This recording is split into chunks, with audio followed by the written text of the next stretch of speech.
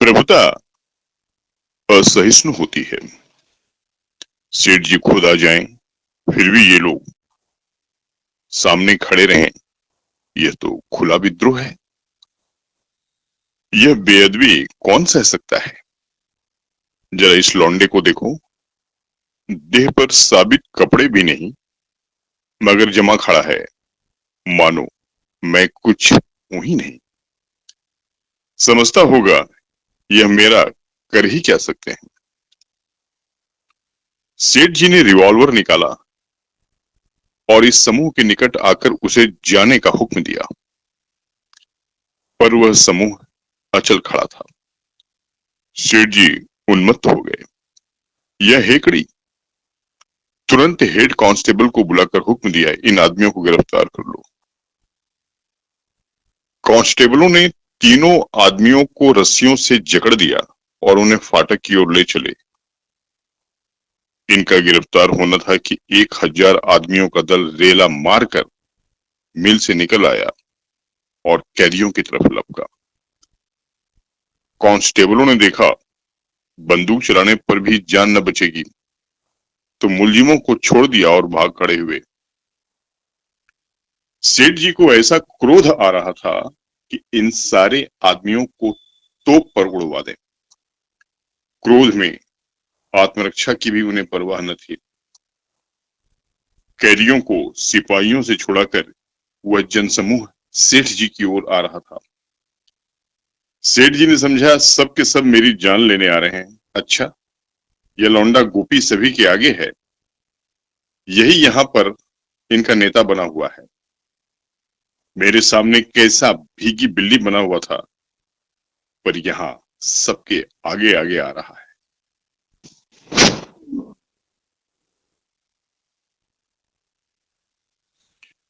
सेठ जी अब भी समझौता कर सकते थे, पर यूं दबकर विद्रोहियों से दान मांगना उन्हें असह्य था।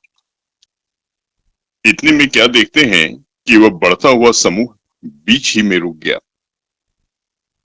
युवक ने उन आदमियों से कुछ सलाह की और तब अकेला सेठ जी की तरफ चला। सेठ जी ने मन में कहा, शायद मुझसे प्राणदान की शर्तें तय करने आ रहा है। सभी ने आपस में यही सलाह की है। जरा देखो कितने निशंक भाव से चला आता है, जैसे कोई विजयी सेनापति हो। ये कांस्टेबल कैसे दुम दबाकर भाग खड़े हुए, लेकिन तुम्हें तो नहीं छोड़ता बचा। जो कुछ होगा देखा जाएगा। जब तक मेरे पास यह रिवॉल्वर है, तुम मेरा क्या कर सकते हो? तुम्हारे सामने तो घुटना ना टेकूंगा। युवक समीप आ गया और कुछ बोलना ही चाहता था कि सेठ जी ने रिवॉल्वर निकालकर फायर कर दिया। युवक भूमि पर गिर पड़ा और हाथ पांव फेंकने लगा। उसके गिरते ही मजदूरों में उत्तेजना फैल गई। अभी तक उनमें हिंसा भाव न था। वे केवल सेठ जी को यह दिखा देना चाहते थे कि तुम हमारी मजूरी काटकर शांत नहीं बैठ सकते। किंतु हिंसा ने हिंसा को उद्दीप्त कर दिया। सेठ जी ने देखा प्राण संकट में है और समतल भूमि पर रिवॉल्वर से भी देर तक प्राण रक्षा नहीं कर सकते, पर भागने का कहीं स्थान न था। जब कुछ न सूझा तो वह रुई के गांठ पर चढ़ गए और रिवॉल्वर दिखा दिखाकर नीचे वालों को ऊपर चढ़ने से रोकने लगे। नीचे 500-600 आदमियों का घेरा था। ऊपर सेठ जी अकेले रिवॉल्वर लिए खड़े थे। कहीं से कोई मदद नहीं आ रही है और प्रतिक्षण प्राणों की आशा क्षीण होती जा रही है। कांस्टेबलों ने भी अफसरों को वहां की परिस्थिति नहीं बतलाई, नहीं तो क्या अब तक कोई ना आता। केवल 5 गोलियों से कब तक जान बचेगी? एक क्षण में सब समाप्त हो जाएंगी। भूल हुई, मुझे बंदूक और कारतूस लेकर आना चाहिए था। फिर देखता इनकी बहादुरी, एक एक को भून कर रख देता। मगर क्या जानता था कि यहाँ इतनी भयंकर परिस्थिति आ खड़ी होगी। नीचे के एक आदमी ने कहा, लगा दो गांठों में आग, निकालो तो एक माचिस। रुई से धन कमाया है, रुई की चिता पर जले। तुरंत एक आदमी ने जेब से दिया सलाई निकाली और आग लगाना ही चाहता था कि सहसा वही जख्मी युवक पीछे से आकर सामने हो गया। उसके पांव में पट्टी बंधी हुई थी, फिर भी रक्त बह रहा था। उसका मुख पीला पड़ गया था और उसके तनाव से मालूम होता था कि युवक को असह्य वेदना हो रही है। उसे देखते ही लोगों ने चारों तरफ से आकर घेर लिया। उस हिंसा के उन्माद में भी अपने नेता को जीता जागता देखकर उनके हर्ष की सीमा न रही। जयघोष से आकाश गूंज उठा, गोपीनाथ की जय। जख्मी गोपीनाथ ने हाथ उठाकर समूह को शांत हो जाने का संकेत करके कहा, भाइयों, मैं तुमसे एक शब्द कहने आया हूं। कह नहीं सकता बचूंगा या नहीं, संभव है तुमसे यह मेरा अंतिम निवेदन हो। तुम क्या करने जा रहे हो? दरिद्र में नारायण का निवास है। क्या इसे मिथ्या करना चाहते हो? धनी को अपने धन का मद हो सकता है, तुम्हें किस बात का अभिमान है?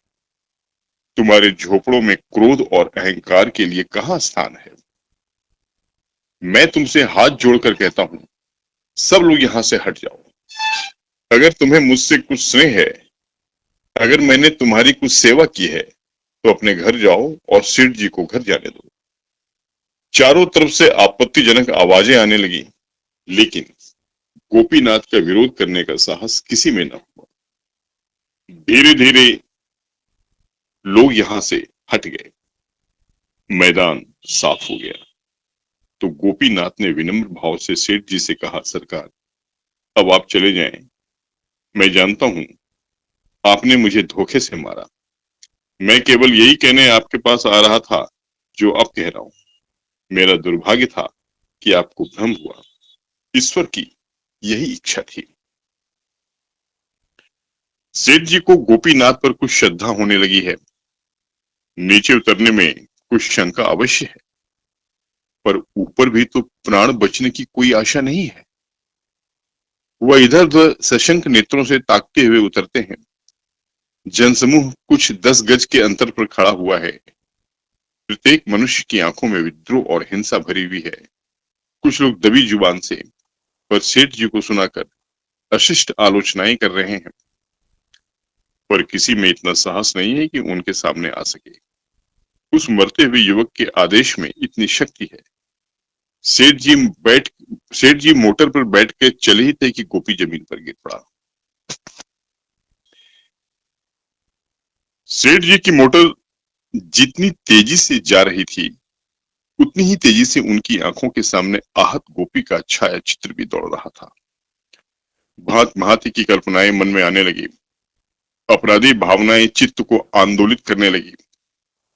अगर गोपी उनका शत्रु था, तो उसने क्यों उनकी जान बचाई? ऐसी दशा में जब वह मृत्यु के पंजे में था, इसका उनके पास कोई जवाब न था। निरपराध गोपी जैसे हाथ बांधे उनके सामने खड़ा कह रहा था, आपने मुझ बेगुनाह को क्यों मारा? भोग लिप्सा आदमी की स्वार्थांध बना भोग लिप्सा आदमी को स्वार्थांध बना देती है। फिर भी सेठ जी की आत्मा अभी इतनी अभ्यस्त और कठोर न हुई थी कि एक निरपराध की हत्या करके उन्हें गिलानी न होती। वह 100 युक्तियों से मन को समझाते थे, लेकिन न्याय बुद्धि किसी युक्ति को स्वीकार न करती थी। जैसे यह धारणा उनके न्याय द्वार पर बैठी सत्याग्रह कर रही थी और वरदान लेकर ही टली। वह घर पहुंचे तो इतने दुखी और हताश थे मानो हाथों में हथकड़ियां पड़ी हों। प्रमीला ने घबराई हुई आवाज में पूछा, हड़ताल का क्या हुआ? अभी हो रही है या बंद हो गई? मजदूरों ने दंगा फसाद तो नहीं किया? मैं तो बहुत डर रही थी। खूब चंद ने आराम कुर्सी पर लेटकर एक लंबी सांस ली और बोले, कुछ न पूछो, किसी तरह जान बच गई, बस यही समझ लो। पुलिस के आदमी तो भाग खड़े हुए, मुझे लोगों ने घेर लिया। बारे किसी तरह जान लेकर भागा। जब मैं चारों तरफ से घिर गया तो क्या करता, मैंने भी रिवॉल्वर छोड़ दिया। प्रमीला भयभीत होकर बोली, कोई जख्मी तो नहीं हुआ? वही गोपीनाथ जख्मी हुआ जो मजूरों की तरफ से मेरे पास आया करता था। उसका गिरना था कि 1000 आदमियों ने मुझे घेर लिया। मैं दौड़कर रुई की गांठों पर चढ़ गया। जान बचने की कोई आशा न थी। मजूर गांठों में आग लगाने जा रहे थे। प्रमीला कांप उठी। सहसा वही जख्मी आदमी उठकर मजूरों के सामने आया और उन्हें समझाकर मेरी प्राण रक्षा की। वह न आ जाता तो मैं किसी तरह जीता न बचता। ईश्वर ने बड़ी कुशल की। इसलिए मैं मना कर रही थी कि अकेले न जाओ। उस आदमी को लोग अस्पताल ले गए होंगे। सेठ जी ने शोक भरे स्वर में कहा, मुझे भय है कि वह मर गया होगा। जब मैं मोटर पर बैठा तो मैंने देखा वह गिरा पड़ा, और जब मैं मोटर पर बैठा तो मैंने देखा वह गिर पड़ा और बहुत से आदमी उसे घेर कर खड़े हो गए। न जाने उसकी क्या दशा हुई। प्रमीला उन देवियों में थी प्रमीला उन देवियों में थी जिनकी नसों में रक्त की जगह श्रद्धा बहती थी। स्नान, पूजा, तप और व्रत, यही उसके जीवन के आधार थे। सुख में, दुख में, आराम में उपासना ही उसका कवच थी। इस समय भी उस पर संकट आ पड़ा। ईश्वर के सिवा कौन उसका उद्धार करेगा? वह वहीं खड़ी द्वार की ओर ताक रही थी और उसका धर्मनिष्ठ मन ईश्वर के चरणों में गिरकर क्षमा की भिक्षा मांग रहा था। सेठ जी बोले, यह मजूर उस जन्म का कोई महान पुरुष था। नहीं तो जिस आदमी ने उसे मारा उसी की प्राण रक्षा के लिए क्यों इतनी तपस्या करता? प्रमीला श्रद्धा भाव से बोली, भगवान की प्रेरणा और क्या। भगवान की दया होती है तभी हमारे मन में सद्विचार भी आते। सेठ जी ने जिज्ञासा की, तो फिर बुरे विचार भी ईश्वर की प्रेरणा से ही आते होंगे? प्रमीला तत्परता के साथ बोली, ईश्वर आनंद स्वरूप है। दीपक से कभी अंधकार नहीं निकल सकता। सेठ जी कोई जवाब सोच ही रहे थे कि बाहर शोर सुनकर चौंक पड़े। दोनों ने सड़क की तरफ की खिड़की खोलकर देखा तो हजारों आदमी काली झंडियां लिए दाहिनी तरफ से आते दिखाई दिए। झंडियों के बाद एक अर्थी थी। सिर ही सिर दिखाई देते थे। ये गोपीनाथ के जनाजे का जुलूस था। सेठ जी तो मोटर पर बैठकर मिल से घर की ओर चले। उधर मजूरों ने दूसरी मिलों में इस हत्याकांड की सूचना भेज दी। दम के दम में सारे शहर में यह खबर बिजली की तरह दौड़ गई और कई मिलों में हड़ताल हो गई। नगर में सनसनी फैल गई। किसी भीषण उपद्रव के भय से लोगों ने दुकानें बंद कर दी। ये जुलूस नगर के मुख्य स्थानों का चक्कर लगाता हुआ सेठ खूबचंद के द्वार पर आया है और गोपीनाथ के खून का बदला लेने पर तुला हुआ है। उधर पुलिस अधिकारियों ने सेठ जी की रक्षा करने का निश्चय कर लिया है, चाहे खून की नदी ही क्यों न बह जाए। जुलूस के पीछे सशस्त्र पुलिस के 200 जवान डबल मार्च से उपद्रवकारियों का दमन करने चले आ रहे हैं। सेठ जी अभी अपने कर्तव्य का निश्चय न कर पाए थे कि विद्रोहियों ने कोठी के दफ्तर में घुसकर लेन देन के बही खातों को जलाना और तिजोरियों को तोड़ना शुरू कर दिया। मुनीम और अन्य कर्मचारी तथा चौकीदार सब के सब अपनी अपनी जान लेकर भागे। उसी वक्त बाईं ओर से पुलिस की दौड़ आधम की और पुलिस कमिश्नर ने विद्रोहियों को 5 मिनट के अंदर यहां से भाग जाने का हुक्म दे दिया।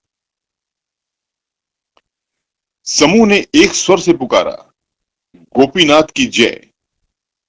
1 घंटा पहले अगर ऐसी परिस्थिति उत्पन्न हुई होती तो सेठ जी ने बड़ी निश्चिंता से उपद्रवकारियों को पुलिस की गोलियों का निशाना बनने दिया होता।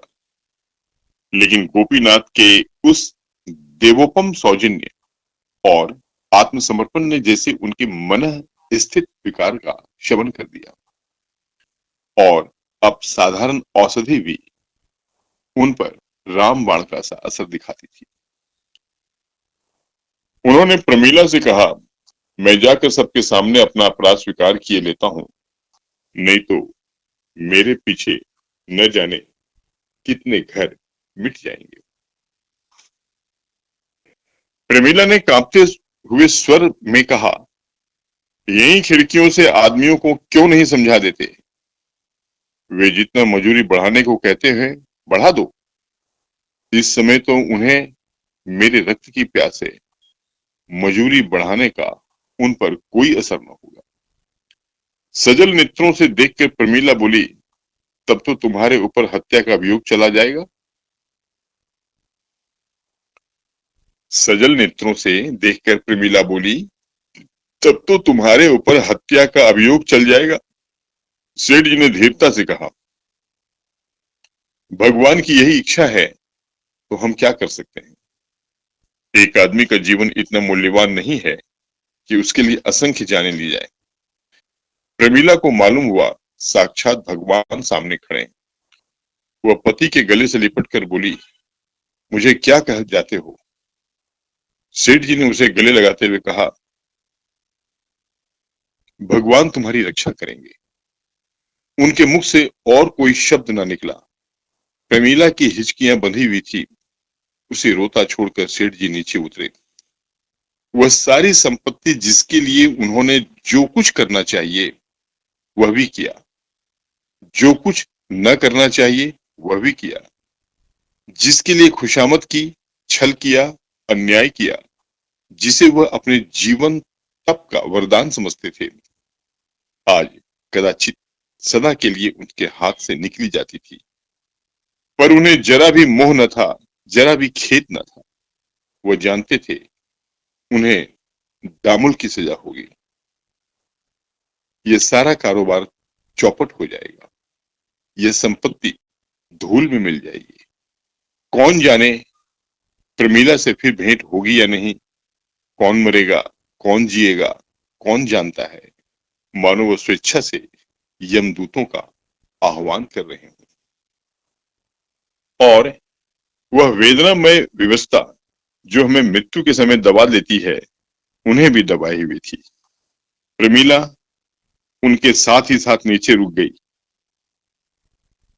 प्रमीला उनके साथ ही साथ नीचे तक आई।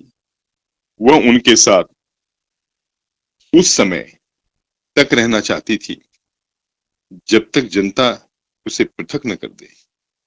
लेकिन सेठ जी उसे छोड़कर जल्दी से बाहर निकल गए और वह खड़ी रोती रह गई।